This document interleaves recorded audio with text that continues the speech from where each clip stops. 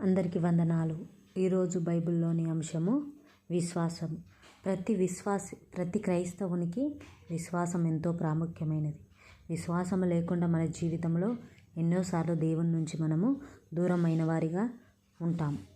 అలా విశ్వాసము లేక శ్రమలు, కష్టాలు, ఇబ్బందులు వచ్చినప్పుడు దేవుని సన్నిధి నుంచి వేరే అయిపోవడానికి అవకాశం ఉంటుంది. అందుకే ప్రతి క్రైస్తవునికి విశ్వాసం ఎంతో ముఖ్యమైనదని మనము అంటాం. అయితే ఈరోజు బైబిల్లోని ఒక వ్యక్తి గురించి నేర్చుకుందాం. తను కలిగి ఉన్న విశ్వాసం గురించి.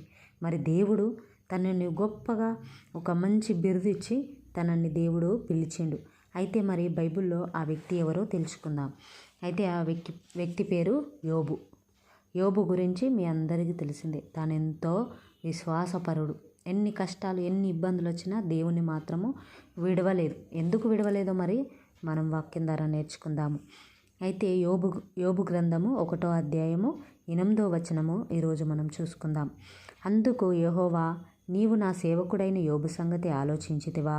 అతడు యథార్థవంతుడును న్యాయవంతుడనై దేవుని యందు భయభక్తులు కలిగి చెడుతనము విసర్జించిన వాడు. భూమి మీద అతని వంటి వాడెవడును లేడని దేవుడు అపవాదితో మాట్లాడుతున్నాడు. అపవాది దేవుని సన్నిధిలో వచ్చి అటు ఇటు తిరుగుతుంటే అపవాదితో దేవుడు అంటున్నాడు, భూలోకములో యోబు సంగతి ఆలోచించితివా? అతడు ఎంతో గొప్పవాడు, యథార్థవంతుడు, న్యాయవంతుడు, దేవుని యందు భయభక్తులు కలిగి చెడుతనమును విసర్జించిన వాడని అపవాదితో దేవుడు మాట్లాడుతున్నాడు. దేవుడు మాట్లాడంగానే అపవాది ఏమంటున్నాడు? 9వ వచనంలో అపవాది, యోబు ఊరికనే దేవుని యందు భయభక్తులు గలవాడాయనా? నీవు అతనికి, అతని ఇంటి వారికిని, అతనికి కలిగిన సమస్తమును చుట్టూ కంచెవేసితివి కదా. నీవు అతని చేతి పనిని దీవించుట చేతనే అతని ఆస్తి దేశములు బహుగా విస్తరించి ఉన్నది.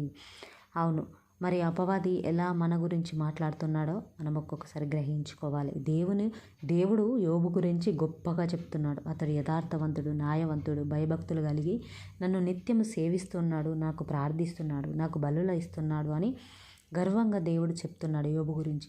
అప్పుడు అపవాది యోబు తరపున మాట్లాడుతున్నాడు. నువ్వు అతన్ని బ్లెస్ చేసినావు, అతనికి అన్నీ ఇచ్చినావు, అందుకే నిన్ను విడిచిపెట్టకుండా నిన్ను ఆరాధిస్తున్నాడు, నిన్ను నమ్ముకున్నాడు, అందుకే నీకు మంచిగా ఉన్నాడని అపవాది మాట్లాడుతున్నాడు. అయితే అప్పుడు 11వ వచనంలో, అయినను నీవు ఇప్పుడు నీ చెయ్యి చాపి అతనికి కలిగిన సమస్తమును మొత్తిన ఎడల అతడు నీ ముఖము ఎదుటనే దూషించి నిన్ను విడిచిపోవును అని యెహోవాతో అనగా, అపవాది అంటున్నాడు, నీవు అతనికి సమస్తమును ఇచ్చినవు, అతని ఇంటి చుట్టూ కంచె ఉంచినవు, అతనికి కలిగిన సమస్తమును ఆశీర్వదించినవు, అందుకే అతడు నిన్ను ఆరాధిస్తున్నాడు, నీకు ప్రార్థిస్తున్నాడు, నీకు భయము కలిగి భక్తి కలిగి నిన్ను ఎప్పుడు నిత్యము నీకు ప్రార్థిస్తున్నాడు, అందుకే అని అపవాది యోబు తరపున దేవునితో మాట్లాడుతున్నాడు. అప్పుడు తనకు సమస్తమును నువ్వు ఆశీర్వదించినవు కదా, సమస్తం మొత్తిన ఎడల అతడు నీ ముఖము ఎదుటనే దూషించి నిన్ను విడిచిపోవునని యెహోవాతో మాట్లాడుతున్నాడట. నిజమే కదా. కొందరి జీవితంలో ఆస్తి, అంతస్తు, సమస్తము మంచి కలిగి ఉన్నప్పుడు దేవుణ్ణి ఆరాధిస్తారు, దేవుని సన్నిధికి వస్తారు, ఎంతో అబ్బో దేవుడు నాకు సమస్తం ఇచ్చిండు, దేవుడు మేలు చేసిండని ఎంతో భయము, భక్తి చూపిస్తారు. కానీ ఇలా నిజమైన విశ్వాస జీవితంలో సంతోషము, ఆస్తి, అంతస్తు అన్నీ ఉన్నప్పుడే కాదు, నిజమైన విశ్వాసము మన జీవితంలో తెలియాలంటే అపవాది మన జీవితంలో మనకు కలిగినది అన్నీ తీసేస్తాడు. ఒక్కొక్కసారి యోబు జీవితంలో అపవాదికి దేవుడే అవకాశం ఇస్తాడు.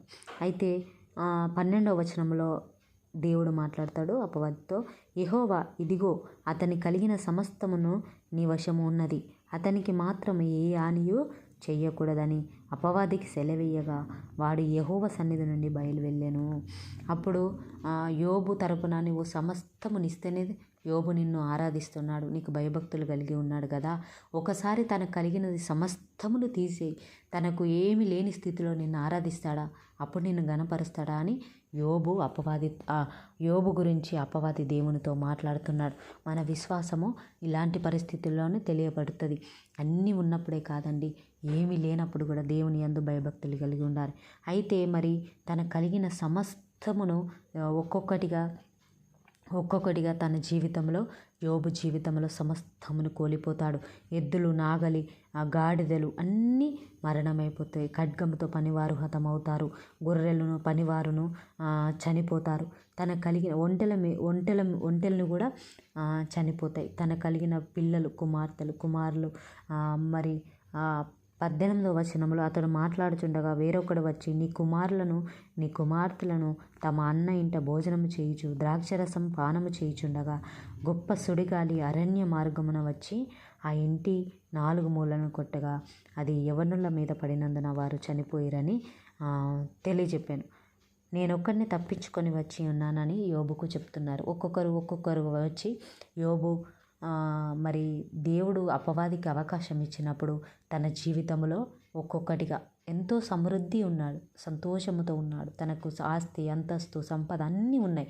అప్పుడు దేవుణ్ణి ఆరాధించిండు. మరి అపవాది యోబు గురించి మాట్లాడినప్పుడు ఆయన విశ్వాసాన్ని పరీక్షించాలని దేవుడు అపవాదికి ఒక అవకాశం ఇచ్చిండు. దేవుడే తన జీవితంలో శ్రమలను అనుమతించిండు. అపవాది మాట్లాడిండని కాదు కానీ దేవుడు తన విశ్వాసాన్ని పరీక్షించాలనుకున్నాడు యోబు జీవితంలో పరీక్షించాలనుకున్నప్పుడు తనకు కలిగిన సమస్తాన్ని మొత్తిండు. దేవుడు అవకాశం ఇచ్చినప్పుడు ఒక్కొక్కటిగా తన జీవితంలో తనకు కలిగిన సమస్తమును కోల్పోయాడు. అప్పుడు మరి యోబు గ్రంథము 1వ అధ్యాయం 20వ వచనంలో, అప్పుడు యోబు లేచి తన పై వస్త్రమును చింపుకొని తల వెంట్రుకలు గొరిగించుకొని నేల మీద సాష్టాంగపడి నమస్కారం చేసి ఇట్లా నేను అప్పుడు తనకు తెలిసిన విషయాలను బట్టి తను ఎంతో దుఃఖముతో తన పై వస్త్రమును చింపుకున్నాడట. తలగొంట్రికలు గొరిగించుకొని నేల మీద సాష్టాంగపడి ఎంతో ఏడుస్తున్నాడు. తనకు కలిగిన ఆస్తి పోయింది, తనకు కలిగిన పిల్లలు చనిపోయారు. తను ఎంతో ఆ భయంకరమైన వేదనలో యోబు సాష్టాంగపడి నమస్కారం చేసి ఇట్లా అనొచ్చున్నాడట, నేను నా తల్లి గర్భము నుండి 21వ వచనం, నేను నా తల్లి గర్భము నుండి దిగంబరినై వచ్చి దిగంబరినై అక్కడికి తిరిగి వెళ్ళేదను. యెహోవా ఇచ్చెను, యెహోవా తీసుకొని పోయెను, యెహోవా నామమునకే స్తుతి కలుగునుగాక. ఎంత గొప్ప విశ్వాసం అండి యోబు జీవితంలో. తనకు కలిగినది సమస్తమును కోల్పోయిండు. తన పిల్లలు చనిపోయారు, తనకున్న ఆస్తి పోయింది, అంతస్తు పోయింది. అలాంటి పరిస్థితుల్లో ఎంతమంది అండి ఇలా మాట్లాడగలుగుతారు? యెహోవా ఇచ్చని, యెహోవా తీసుకొని పోయేనని అనే మాట. నేను నా తల్లి గర్భంలో నుండి దిగంబరినై వచ్చి దిగంబరినై అక్కడికి వెళ్ళేదన్న. నిజమే కదా. మనము మన జీవితంలో ఏమన్నా తీసుకొచ్చామా? తల్లి గర్భము నుంచి ఏమీ తీసుకురాలేదు. వస్త్రములు కూడా మనవి కావండి, దిగంబరిగా వస్తాం మనం. ఈ వస్త్రములు కూడా దేవుడు మనకు ఈ లోకంలో ఉండడానికి, వేసుకోవడానికి దేవుడు మనకు అనుగ్రహించిండు. మనం తినడానికి ఆహారము, తాగడానికి నీళ్లను, ఉండడానికి ఇల్లు, మనల్ని పోషించడానికి మన తల్లిదండ్రులను, మన బంధువులను, స్నేహితులను, ప్రతీది మనము అనుకుంటే మన జీవితంలో మనము ఏది తీసుకురాలేదు. ఒట్టిగా ఒక తల్లి గర్భంలో దిగంబరిగా వచ్చి మరలా మనము దిగంబరిగా అయిన దేవుని సన్నిధికి చేరుతాం. ఏమీ తీసుకురాలేదు, ఏమీ తీసుకెళ్ళలేం. యోబు ఎంత విశ్వాసము చూడండి, ఎంత నమ్మకము చూడండి దేవుని వైపు. దేవునిలో ఆయన విశ్వాసం ఎంత గొప్పగా ఉన్నదో. దేవుడు మన విశ్వాసమని మనల్ని చూడలేదనుకుంటాం. మనము దేవుని పైన నమ్మకం కలిగి ఉన్నామా? మన విశ్వాసం మనకు తెలియదు, కానీ దేవుడు మన విశ్వాసాన్ని చూస్తున్నాడు. యోబు ఈ మాటలు అంటాడని దేవునికి తెలుసు. అందుకే దేవుడు అపవాదితో ఒక సవాలు విసిరిండు. ఎందుకంటే దేవుడు అంటాడు 8వ వచనంలో అంటాడు కదా, అందుకు యెహోవా, నీవు నా సేవకుడైన యోబు సంగతి ఆలోచించితివా? అతడు యథార్థవంతుడును న్యాయవంతుడనై దేవుని యందు భయభక్తులు కలిగి చెడుతనమును విసర్జించినవాడు. భూమి మీద అతని వంటి వాడు లేడని యోబు గురించి దేవుడు గొప్పగా చెప్తున్నాడు కదండి. ఈ విశ్వాసమును దేవుడు చూసిండు ముందుగానే. అది ఇలా సమస్తము కోల్పోయినప్పటికీ కూడా నా యోబు నన్ను విడిచిపెట్టడనే నమ్మకము, విశ్వాసము దేవుడు ఆయనను ముందుగానే ఎరిగి ఉన్నాడు. మన జీవితంలో మన విశ్వాసమును ఎవరు చూడట్లేదు అనుకుంటాం, కానీ దేవుడు మన విశ్వాసాన్ని చూస్తున్నవాడుగా ఉన్నాడు. మన పక్షాన దేవుడు మాట్లాడాలి.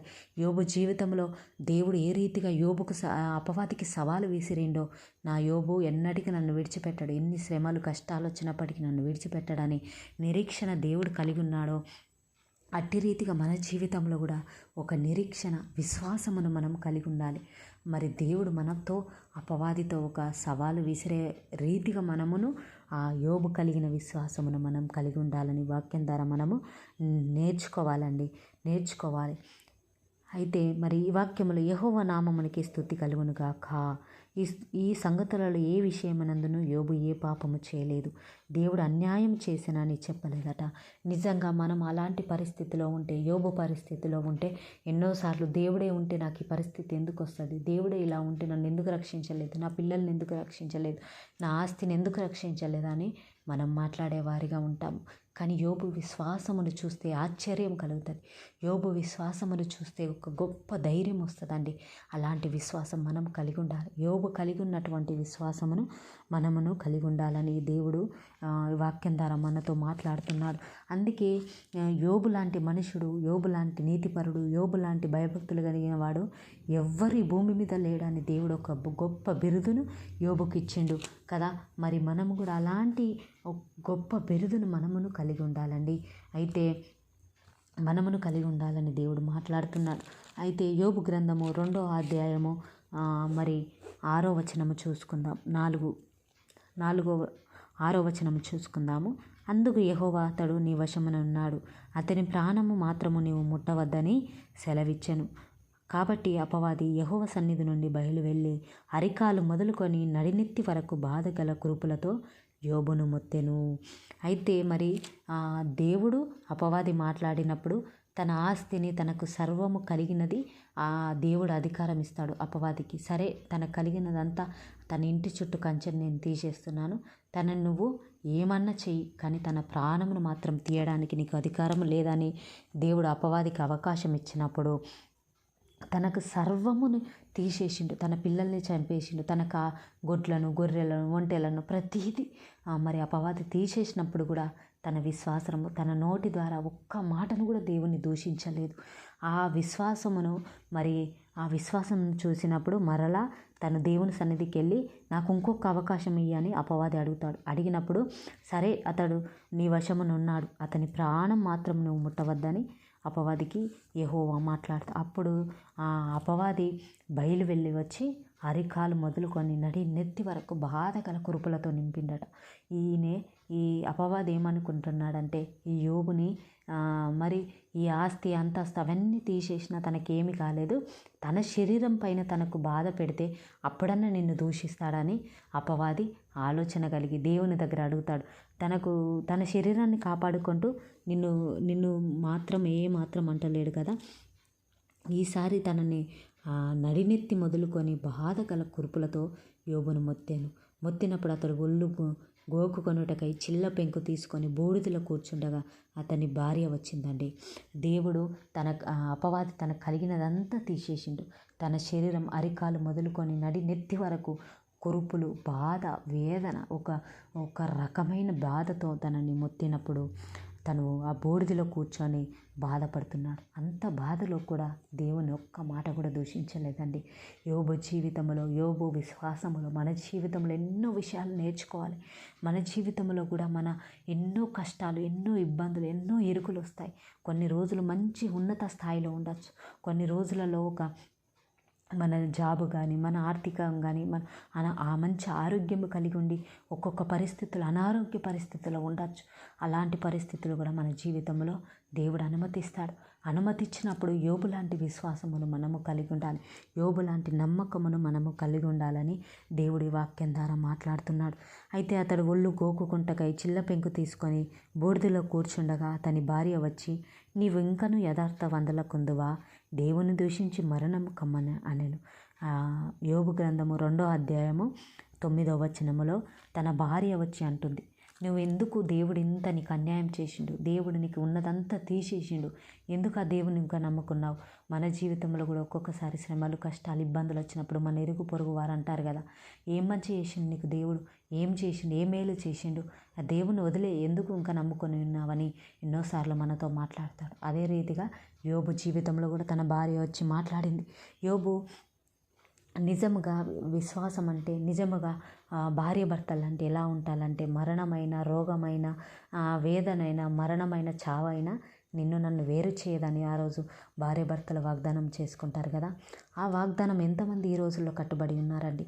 ఎంతమంది శ్రమలు, కష్టాలు, ఇబ్బందులు వచ్చినప్పుడు భర్తను భార్య వదులుకున్నారండి.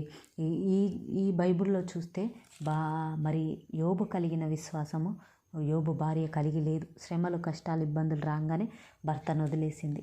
ఆ దేవుణ్ణి వదిలేసింది. ఎందుకు నమ్ముకొని ఉన్నావు, వదిలేసి వెళ్ళిపో అన్నది. అలా మనం ఉండకూడదండి. భార్య లాంటి విశ్వాసం మనం కలిగి ఉండకూడదు. మన జీవితంలో కూడా ఎన్నో శ్రమలు, ఇబ్బందులు వస్తాయి. భర్త బాగా లేకుండొచ్చు, భార్య బాగా లేకుండొచ్చు, కుటుంబంలో ఎవరన్నా బాగా లేకుండొచ్చు. వారిని మనము విడిచిపెట్టే వారిగా ఉండకూడదు. కష్టమైన, నష్టమైన మనము దేవుని విశ్వాసముతో వారిని అంతము వరకు, మరణం వరకు వారిని పట్టుకొని నడిపించే వారిగా ఉండాలి. మరి దేవుని పైన విశ్వాసం కలిగి యోబు ఏ రీతిగా తన శరీరం బాగలేదు, తనకున్న ఆస్తి పోయింది, అలాంటి పరిస్థితిలో కూడా దేవుని ఒక్క మాట కూడా తను దూషించలేదండి. అయితే దేవుని దూషించి మరణం కమ్మని తన భార్య మాట్లాడినప్పుడు 10వ వచనంలో అంటాడు, అందుకతడు యోబు మాట్లాడుతున్నాడు, అందుకతడు మూర్ఖురాలు మాట్లాడినట్లు నీవు మాట్లాడుచున్నావు. మనము దేవుని వలన మేలు అనుభవించుదమా, కీడును మనము అనుభవింప తగదా అని. ఈ సంగతులలో ఏ విషయమందును యోబు నోటి మాటతోనైనను పాపము చేయలేదు. ఎంత గొప్ప విశ్వాసం అండి, ఎంత గొప్ప విశ్వాసం యోబు జీవితంలో చూసినప్పుడు. నిజమే కదా, మన జీవితంలో సంతోషమునే కోరుకుంటాం, బాధను ఎవరైనా కోరుకుంటామండి. బాధ వచ్చినప్పుడు ప్రభా తీసేయి అనే ప్రార్థిస్తుంటాం. కానీ ఆ బాధ, ఆ కష్టము ఎందుకు అనుమతిస్తాడో తెలియదు. దేవుడు మనల్ని ఏ రీతిగా సరి చేయాలో, మన విశ్వాసాన్ని దేవుడు పరీక్షించాలని అనుకుంటాడు. అయితే మరి మాకు తెలిసిన ఒక వ్యక్తి, తనకు కండ్లు లేవు, భర్త చనిపోయాడు, ఉన్నది ఒక్కటే ఆధారం కొడుకు. చిన్న పిల్లలు ఉన్నారు, ఆమె కళ్ళు కనిపించాయి, ఆమె పని చేసుకోలేదు, ఒక్కడే కొడుకున్నాడు. ఆ కొడుకు రేపు నన్ను బ్రతికిస్తాడు, ఆ కొడుకు నాకు సహాయకుడిగా ఉంటాడు, నాకు పోషించడానికి, నన్ను బ్రతికించడానికి, నా ఆకారం పెట్టడానికి, ఒక వృద్ధాప్యంలో నన్ను ఆదుకుంటాడని ఒక నిరీక్షణ కలిగి ఆ అమ్మ ఉన్నది. ఆ అమ్మ ఉన్నప్పుడు ఏమైందంటే కొన్ని రోజుల తర్వాత ఆ కొడుకు చనిపోతాడు. మరి ఆ కొడుకు చనిపోయినప్పుడు ఎంతోమంది ఆమెను కూడా, ఆమె జీవితంలో ఎందుకమ్మా దేవుని నమ్ముకున్నావు, చూస్తే నీకు కళ్ళు లేవు, నీకు భర్త లేడు, చిన్న పిల్లలు ఉన్నారు, ఉన్న ఒక్క కొడుకు చనిపోయాడు, ఎందుకమ్మా దేవుని నమ్ముకున్నావు, ఆ దేవుని విడిచిపెట్టమ్మా, నీకేం మంచి చేసిండమ్మా అని ఎంతోమంది మాట్లాడారు. కానీ ఆ అమ్మ మాత్రము, నేను సచ్చినా బ్రతికినా దేవుని కొరకే బ్రతుకుతాను, దేవుని కొరకే జీవిస్తాను. నా కొడుకు లేకపోవచ్చు, నా కొడుకు కంటే ఎక్కువగా నన్ను ప్రేమించే నా దేవుడు ఉన్నాడు, నా భర్త కంటే ఎక్కువగా నన్ను నడిపించే నా దేవుడు ఉన్నాడనే ఒక విశ్వాసము కలిగి ఉండి ఈ లోకంలో ఆమె బ్రతికింది. యోబు లాంటి విశ్వాసం మనమును కలిగి ఉండాలండి. ఆ అమ్మ లాంటి విశ్వాసమును మనము కలిగి ఉండాలండి. మన జీవితంలో ఒక్కొక్కసారి ఎన్నో భయంకరమైన పరిస్థితులు, మనం తట్టుకోలేని పరిస్థితులు మన జీవితంలో దేవుడు అనుమతిస్తాడు. కానీ మనల్ని ఎవ్వరు లేరు, నేను ఒంటరిగా ఉన్నాను, నా ఈ పరిస్థితిలో నన్ను ఎవరు విడిపిస్తారని మనం బాధపడద్దండి. దేవుడు మనని వెంటుండి నడిపించే దేవుడు ఉన్నాడు. యోబు లాంటి విశ్వాసమును మనమును కలిగి ఉందామండి. మేలు దేవుడిచ్చే ఆశీర్వాదం అనే కాదు, దేవుడు మన జీవితంలో అనుమతించిన శ్రమలు కూడా జయించే వారిగా ఉండాలి. దేవుడు మన ద్వారా ఏం ఆశిస్తున్నాడంటే, మనము ఆ శ్రమను జయించి నిలబడాలని ఆశపడుతున్నాడు. అపవాది మన తరపున మాట్లాడుతున్నప్పుడు దేవుడు మన తరపున యథార్థవంతులు, ఈ శ్రమను వాళ్ళు జయిస్తారని దేవుడు మాట్లాడుతున్నాడు కదా. ఆ నమ్మకమును మనము నిలబెట్టుకునే వారిగా ఉండాలి. దేవుడు మన తరపున, మరి యోబు తరపున ఈయన యథార్థవంతుడు, ఈయన న్యాయవంతుడు, భక్తి గలవాడు, ఈయన నన్ను ఎంత మాత్రం విడిచిపెట్టడని అపవాదితో దేవుడు సవాలు విసిరినప్పుడు దేవుని మాటను, దేవుని ఆ వాగ్దానమును యోబు నిలబెట్టుకున్నాడు. యోబు నిలబెట్టుకొని స్థిరంగా విశ్వాసములో ఉన్నాడు. అలాంటి విశ్వాసమును మనము కలిగి ఉండాలి. యోబు ఏ రీతిగా దేవుని మాట నిలబెట్టేవాడిగా ఉన్నాడో ఈరోజు మన తరపున దేవుడు మాట్లాడతాడు. ఈ బిడ్డ నమ్మకమైనది, ఈ బిడ్డ విశ్వాసరాలు, ఈ బిడ్డ శ్రమ వచ్చినా నన్ను విడిచిపెట్టదు, ఈ బిడ్డ కష్టం వచ్చినా నన్ను విడిచిపెట్టదు, ఏ బాధ అయినా, ఏ రోగమైనా, ఏ శ్రమ అయినా, ఏ కష్టమైనా నన్ను విడిచిపెట్టదని దేవుడు ఈరోజు నీతో, నాతో, అపవాదితో దేవుడు మాట్లాడినప్పుడు మనము కూడా దేవుని మాటను నిలబెట్టి బిడ్డలుగా ఉండాలి. సోలిపోవద్దు, కష్టం వచ్చినా, నష్టం వచ్చినా వెనుదిరిగిపోవద్దు, ఆ కష్టాన్ని జయించే కృపని ప్రభు అని మనం ప్రార్థించాలి. అయితే ఏ విషయమందు యోబు నోటి మాటతోనైనను పాపము చేయలేదట. నిజమే కదా, దేవుడు ఎంత గొప్ప నమ్మకం, ఎంత గొప్ప బంధము కలిగి ఉన్నాడు యోబు జీవితంలో. అలాంటి బంధకము, అలాంటి నమ్మకము, అలాంటి విశ్వాసమును ఈరోజు నీవైనా నేనైనా కలిగి ఉండాలని దేవుడు ఆశపడుతున్నాడు. ఈరోజు నీతో కూడా నీ గురించి దేవునితో అపవాది మాట్లాడచ్చు. ఈ బిడ్డ శ్రమలు రాగానే పడిపోతుంది, ఈ బిడ్డ ఈరోజు కష్టం రాగానే పడిపోతుంది, డబ్బులు అయిపోగానే పడిపోతుంది, ఒక రోగం రాగానే పడిపోతుందని అపవాది మనతో కూడా మన తరపున అక్కడ దేవునితో మాట్లాడతాడు. ఈరోజు ఈ బిడ్డ పడిపోదు, ఏ రోగం వచ్చినా ఏ బాధ వచ్చినా పడిపోదని దేవుడు మాట్లాడుతున్నప్పుడు అలాంటి నమ్మకము, విశ్వాసము దేవుడు మనపై ఉంచినప్పుడు ఆ నమ్మకాన్ని మనము నిలబెట్టుకునే వారిగా ఉండాలి. అయితే ఒక వ్యక్తిపై ఉన్న దేవుని యొక్క నమ్మకం ఈ విషయంలో మనము తెలుసుకుంటే, యోబు పైన ఒక నమ్మకం కలిగి ఉన్నాడు దేవుడు. అలాంటి నమ్మకము ఈరోజు నీ మీద నా మీద కలిగి ఉన్నాడో మనము గ్రహించుకోవాలి. అలాంటి నమ్మకం కలిగి ఉండాలి. అలాంటి ధైర్యంగా అపవాదితో దేవుడు మన గురించి మాట్లాడాలి. అలాంటి నమ్మకం మనమును కలిగి ఉందాం. మన విశ్వాసాన్ని దేవుడు ముందుగానే చూస్తాడు. నిజమే కదా, యోబు విశ్వాసాన్ని దేవుడు చూశాడు. ఈరోజు నీ విశ్వాసము, నా విశ్వాసాన్ని దేవుడు చూస్తున్నాడని మనము గ్రహించాలి.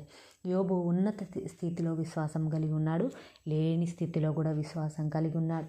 ఒక గుడ్డిగా దేవుని నమ్మి ఉన్నాడు కదా. ఈరోజు అన్నీ ఉన్నప్పుడు ఎవరైనా విశ్వాసం కలిగి ఉంటాడు. అబ్బా దేవుడు గొప్ప దేవుడు, అన్నీ ఇచ్చిండు నాకు, నేను అడగంగానే ఇచ్చిండు, నేను ఇది అడిగితే ఇది ఇచ్చిండు, అది అడిగితే అది ఇచ్చిండు, ఆశీర్వాదం ఇచ్చిండు, సొంత గృహం ఇచ్చిండు, కారు ఇచ్చిండు, ఇల్లు ఇచ్చిండు, జాబ్ ఇచ్చిండు అని ఎన్నో విషయాలు చెప్తున్నాం. మరి లేమి స్థితిలో దేవుడు కూడా నన్ను నడిపిస్తాడు. ఈరోజు ఇది రోగం వచ్చింది, ఈరోజు ఈ ఆస్తి పోయింది, ఈరోజు ఈ బాధల్లో ఉన్నాను, ఈరోజు దేవుడు నన్ను నడిపిస్తాడనే విశ్వాసం ఎంతమంది కలిగి ఉన్నారండి? ఈ వాక్యం ద్వారా మనం పరీక్షించుకోవాలి. యోబు లాంటి విశ్వాసము నాకు ఇయ్యు ప్రభువా. యోబు లాంటి శ్రమల్లో అయినా, కష్టములో అయినా, సంతోషంలో అయినా, దుఃఖంలో అయినా ఎవ్వరు నన్ను విడిచిపెట్టినా సరే, నా బంధువులు నన్ను విడిచిపెట్టినా సరే, నా పిల్లలు నన్ను విడిచిపెట్టినా సరే, నా భార్య నన్ను విడిచిపెట్టినా సరే, ప్రభువా యోబు లాంటి విశ్వాసమును నాకు ఇయ్యని మనం ప్రార్థించే వారిగా ఉండాలి. ఈరోజు మనం అడగాలండి, అలాంటి విశ్వాసమును మనము కోరుకోవాలి. అయితే తన విశ్వాసాన్ని దేవుడు చూసి, మరి యోబు గ్రంథము 42వ అధ్యాయము 10వ వచనంలో ఏముంటుందంటే, యెహోవా అతని క్షేమస్థితిని మరలా అతనికి దయచేసెను, మరియు యోబునకు పూర్వము కలిగిన దానికంటే 2 అధికమైన మేలుని యెహోవా అతనికి దయచేసెనట.